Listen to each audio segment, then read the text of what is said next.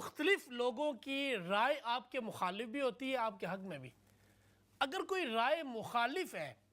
تو ہر ایک کی رائے کا جواب دینا بھی ضروری نہیں ہوتا، کبھی کبھار جواب نہیں دینا ہوتا۔ آپ جب جواب دیتے ہیں تو اپنے لیے مزید مشکلات کھڑی کرتے ہیں، بلکہ یہاں تک کہ میں آپ کے سامنے ایک روایت رکھوں گا۔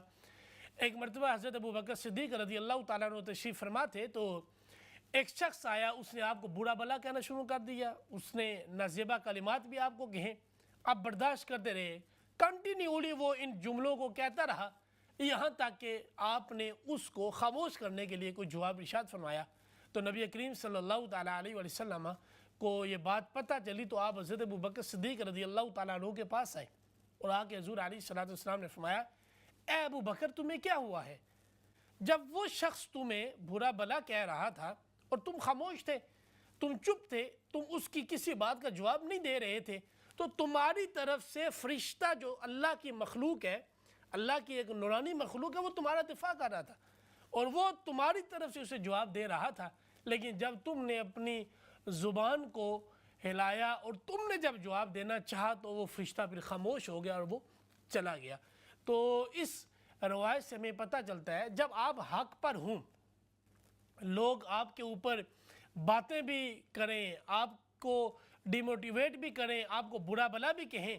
تو آپ خاموش رہیں کہ آپ کا کام ہے دین کا کام کرنا، آپ کا کام ہے دین کو پھیلانا، آپ کا کام ہے رشد و ہدایت کے نور کو بانٹنا، قرآن و سنت کی تعلیمات کو گھر گھر کے اندر پھیلانا۔ آپ کا کام ہر ایک کے اعتراض کا جواب دینا نہیں ہے۔ آپ ایک جگہ گزر رہے ہیں، کوئی مختلف اینگل سے مختلف قسم کی چیزوں کو پھیلانا شروع کر دیں، آپ کا کام یہ نہیں ہے کہ آپ ہر ایک کو جواب دیں۔ آپ اپنے دل سے سوچیں کہ آپ اللہ اس کے رسول کے مجرم تو نہیں ہیں، اللہ اس کے رسول کے سامنے سرخرو ہو سکتے ہیں یا نہیں؟ اگر ہے اور واقعتاً آپ قرآن و سنت کے مخالف نہ ظاہری طور پہ نہ باطنی طور پر،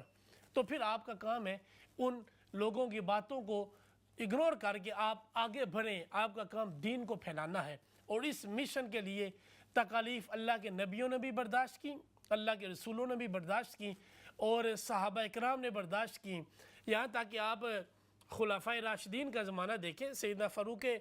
اعظم رضی اللہ تعالیٰ عنہ، سیدنا صدیق اکبر، سیدنا عثمان بن عفان، حضرت علی کرم اللہ وجہ الکریم،